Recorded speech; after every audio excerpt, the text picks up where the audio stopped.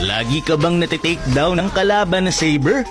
Nahihirapan ka bang katapat si Kimi? Ito ang mga early game item tips na siguradong makakatulong sa'yo. Siguradong meron kayong matututunan sa video na to at mapapasabi kayo na, oo nga no, okay pala yun.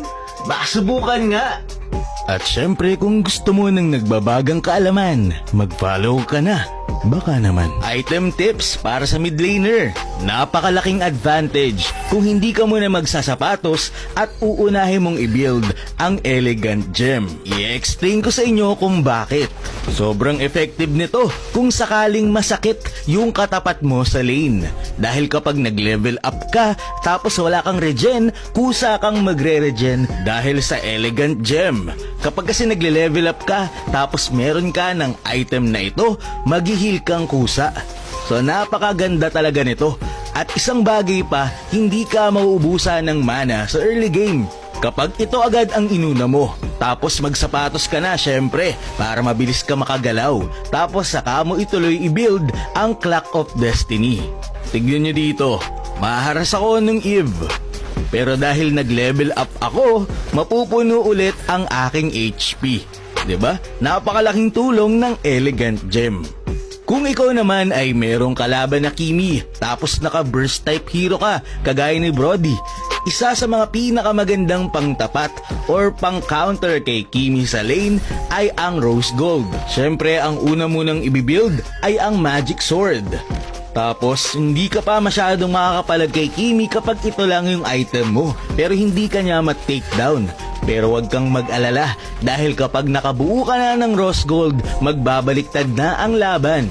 So tignan nyo dito, Kimi yan syempre, sobrang sakit niyan sa lane, ayan, maharas tayo. Pero kapag naka-item na tayo ng Rose Gold, papalagan na natin yan, tignan nyo. Bakit? Meron ka kasing shield na napakalaki, tapos meron ka pang movement speed na 50% galing sa Rose Gold kapag lumabas yung shield. Kaya naman sobrang laking tulong nito kung meron kang katapat na Kimi. Dahil kapag na-low ka, ayun, mas kaya mong palagan yan dahil mabilis ang iyong movement speed. Kung ikaw naman ay gold laner tapos lamang ang kalaban mo, sa early game bumili ka muna ng sapatos. Tapos bago mag 15 seconds, bumili ka na ng armor. Ang unang item na dapat makuha mo ay ang steel leg plate. Diba, napakasimple lang pero napakalaking bagay nito dahil tutulungan ka nito na makasurvive sa mga kalaban mo na medyo masakit. Kagaya dito, ang katapat ko ay si Bea. Alam naman natin, mas masakit yung si Bea sa early game kaysa kay Claude, lalo na kapag early level. Kaya naman kapag meron kang item na ito, hindi ka sobrang masasaktan. Tapos ayan, mapupok-pok mo din yung kalaban gamit ang iyong skills dahil hindi ka masyadong mahaharas sa kanya. Isang malaking bagay pa na nagagawa ng steel leg plate ay naiiwasan nito na ma-takedown or ma-burst ka ng mga one-hit hero na kalaban kagaya ni Saber. Tignan nyo dito, kinombahan ako ni Saber tapos nag-execute pa pero hindi ako na-takedown dahil sa steel leg plate. Pero kung sakali normal build lang ako tapos wala akong steel leg plate, ayan ang mangyayari, mati-takedown talaga ako. Kaya wag na wag kang manghihinayang sa pagbili ng item na to kasi malaking tulong agad to sa early game pa lang. Ganun din dito kay Hayabusa. Ayan, tignan nyo dito, naka-steel leg plate ako. Nung inultihan niya ako, nakatakas pa ako. Hindi niya ako kayang i-one hit sa early game pa lang. Pero kapag wala akong steel leg plate, ganito kasimple para sa Hayabusa na ma-takedown ako. Tignan nyo naman tumba agad si Claude. Kapag may Fanny na kalaban, effective din ito. Ganito ang mangyayari kapag may steel leg plate ka. Kinombohan ka ng Fanny, meron ka pang HP pang takas.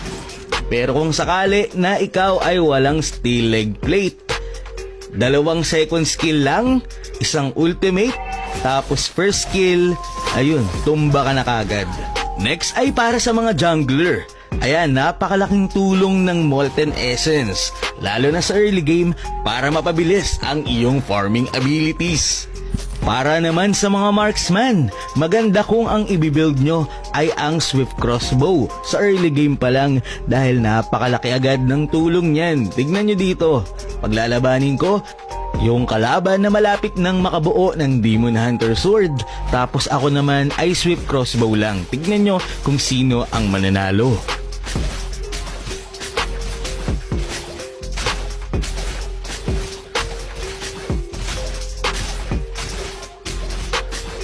Bagamat may lifesteal siya, ako pa rin ang nanalo.